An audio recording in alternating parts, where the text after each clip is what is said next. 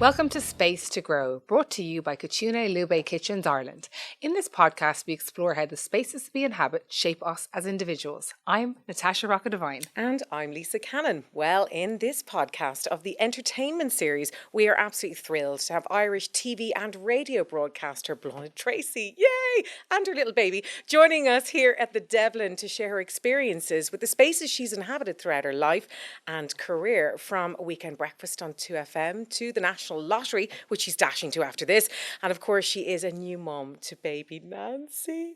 And of course, her full home renovation in Stoneybatters. Wowzers, you have been busy. Well, when you put it like that, it does sound like I've been busy. How did I squeeze it all in? Welcome, you Thank Nancy, you so Blathnaid and much. Nancy. Yeah, I had to our bring youngest Nancy guest. with me. Here she Oh, is. she's, Okay. she's absolutely gorgeous. Congratulations you. on Nancy, Thank first you of very all. much. Starting off. Oh, love Beautiful. I can't stop cooing. I know. over. I actually think we're just going to have time outs for just little hugs and stuff. But so we have something in common. We're from a big family of 5. So yes. And was that just as a matter of interest? Was that like a chaotic space growing up, or fun? Yeah, or 100%. Yeah. So I'm the youngest of 6. So I have 5 brothers and sisters. Oh, sorry. I thought it 4 was 5. brothers. Yeah, 4 brothers and 1 sister. And it was a madhouse. This is grandchild number 12 in my family. Like, there's so many. There's always been loads of kids. Christmas is brilliant. But yeah, when I was a kid, I shared a room with my sister. And she was 8 years older than me. And it was funny because she was take that obsessed. So like when I say every inch, I mean even the ceiling was covered in Take That posters. Literally, the ceiling was covered. Everything. So I had no space in the house at all, really, you know, always sharing rooms. It wasn't until my older siblings started moving out that I got my own room. But I always kind of thought to myself, when I get my own home, it's going to be special. I'm going to make sure that it's 100% me, it's my style, and that it feels cozy and that I put my stamp on it. So it's always been really important to me to have my own space because of that, I guess. Yeah. But obviously you're flexible with your space as well. You know, I'm sure you're really great at sharing, because you've shuffled around so many different, like on radio and TV and everything. So and it's like today you're sharing your space with us, like, Thank like you. in such a relaxed way. Yeah, so shuffling around, I guess. Yeah, I think you adapt. I think Yeah, I'm good I at feel that. adapting. Yeah, 100%. yeah. Good word, yeah. Definitely. And especially adapting with different personalities and different types. So I've lived with lots of people before, but more recently, a couple of years ago, my husband Charlie and I, we bought a house in Stoneybatter, and you know, lots of people will know Stoneybatter for all the gorgeous coffee shops and all that. And I was renting there a long time before we bought, and when we did buy it, it was just like it needed a whole new renovation. This is before she was born now, and it's the classic kind of 2 up, 2 down, but we completely just tore out the inside, ripped it all out. It was freezing cold. There was a terrible extension on the back of it, which just wasn't fit for purpose. And I guess, like what you were kind of saying, you're good at adapting different spaces, and I think because I had such little space as a kid growing up, I've been quite good at kind of utilizing the space. So our home, basically everything has 2 uses, if that makes sense. So everything has to work for us. It's a small space, so we, like, when we're throwing stuff out, like, it's gone. You know, we don't hoard, we don't keep rubbish, and which has been kind of interesting since she came along. Come to my house. Both of you need to come to my house. I'm a terrible hoarder. Are Obviously, you? You can't be, though, maybe with a baby. Would that be right? You can't. Or have you always been a bit ruthless? No, I haven't always been ruthless, but my husband and I, so he also grew up in a very busy house. So the both of us are kind of like, right, we need no clutter. And especially our little Stoneybatter house, you just cannot have clutter, because at the moment there's a little bit too much stuff in the house. It just feels messy. And I hate that. I like when things are nice and clean and calm. And again, it has been kind of interesting since we've had her. Yeah, but it's different with the child, but it's worth it. It's worth it. Beautiful chaos. Exactly. But like, I mean, she's only a couple of months old now. So, you know, when she's 2, I think things will probably change. But she's so good. Aren't you, Nancy? She's gorgeous. Sorry, we're never going to get through this podcast because we just keep cooing and looking at her. She's so adorable. She's such a... But, you know, in terms of the podcast, because if we talk about space to grow, is there space for Nancy? I mean, how have you made space for her now in Stoneybatter now that she's arrived? So the second bedroom, I kind of turned it into my wardrobe, but now it's been turned into her room, which is really nice. So I've got my wardrobe kind of packed into the corner, and we have all of her stuff in there. But to be fair, I mean, she's in sleeping with us. Yeah. And yes, aren't you, sweetheart? You're having the chats.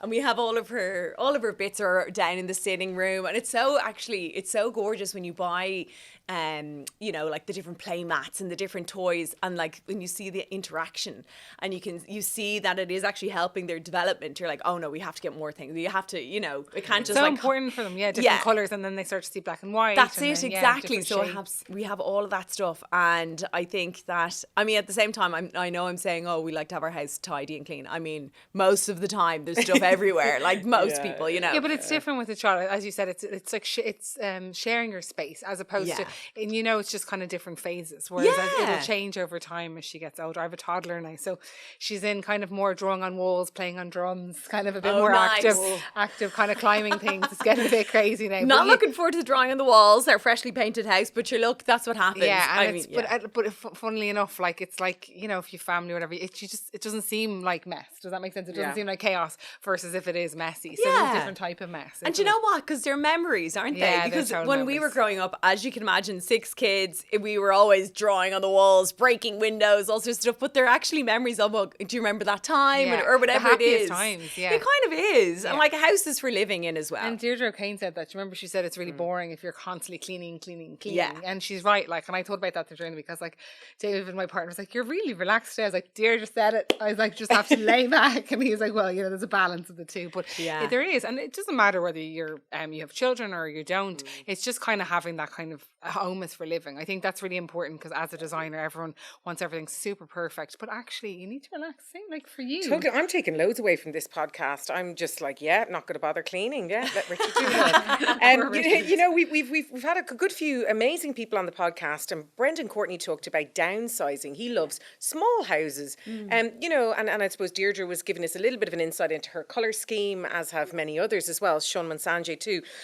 Do you find having a slightly smaller space, but in the colours and the scheme that you want, a little bit better, rather than having something quite large but not what you want? Yeah, so our small Stoneybatter home, because we were kind of living in the area and we were living in those types of houses for so long, you sort of get an idea of what you want to do, and you get an idea of the light, the type of light that comes into the house. And Charlie's, my mother-in-law, Charlie's mum, she has her own interior shop, District by Mia, and she's got such an amazing eye. Yeah, she's got an incredible eye. So we spoke to her actually about colour schemes and where should, you know, a dark room. So should we go for a bright colour in a dark room? And she actually advised us, said, if it's a dark room, lean into that. Make it cozy. Like that. I believe that. So that's what we did. We turned our sitting room, because it would be the darkest room in the house. We've got a dark wall with a moth print on it, on the wallpaper. And it's that kind of orangey terracotta, and then the rest of the room is that terracotta colour, and our sofa's like this emerald green, so it's really cozy, very rich colours, really rich and warm. And then our dining room, which is all open plan, is a much brighter room, so we went for a sort of like a beigey pinky colour in there, and it just feels lovely and fresh. Lovely to have your breakfast in there. I mean, we're always on the go, so we never really get to sit down to eat anymore. But I never saw you as the kind of, you know, the whites or the creams. No. I mean, you always, and because your style, her style is incredible. Yeah. I mean, today, you know, you're rocking this gorgeous colour as well, coming into autumn. But always, even when I see you on the red carpet or I see you work in the National Lottery, I mean, you enjoy your style. So I would never have imagined your house would be any different. Yeah, I don't like the crisp, clean, white, grey thing. I'm not into that, or the beiges. You know, it's lovely, but I just feel like in my home, because as I said to you before, I always wanted my own space. I wanted to have fun with it and make it kind of full of personality. Charlie and I thankfully have similar taste, so that's good. My husband, he's a musician. So there's guitars all over the house. Oh, yeah, amazing. My partner, he's not a musician, but I think he should be. Like, I think it's kind of hidden talent in his. Yeah. But he's got guitars and things everywhere. We're actually building a house, and he's making a music room instead of a front room. So why not? Listen, the next house, I said that to Charlie, like, we need to have like a space for you and all of your guitars. Yeah. You need to have like that's his man cave. A man cave. You can never complain. I just put it into the plan. I was like, look, why do we? And that's another thing I encourage people with design, like you said.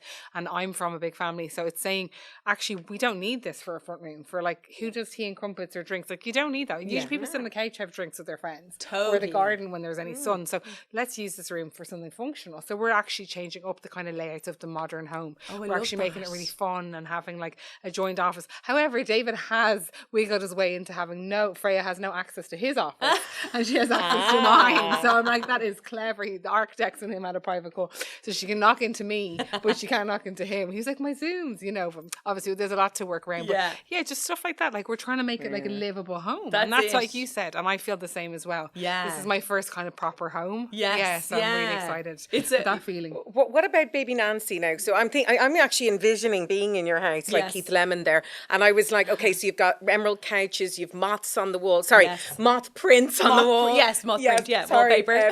And then baby Nancy, am I thinking, you didn't go classic pink, did you? Or did you? No, we didn't. So she got a rock star room with guitars, pictures of David Bowie up there. I guess we're all kind of sharing the 2 bedrooms really upstairs. Yeah, so, we do that. We kind of do. It's very shared space. Yeah, so we kind of we made the 2 bedrooms. Well, our bedroom is a lovely greeny kind of pistachio green, which is nice and zen sort of. It's nice bright green, and then her room was sort of a cocoa color. Oh, lovely. Yeah, That's so it is really sort of a beigey color, but it's cocoa-y and it's a little bit more stylish, neutral. yeah. It's a little bit more neutral in that room, definitely.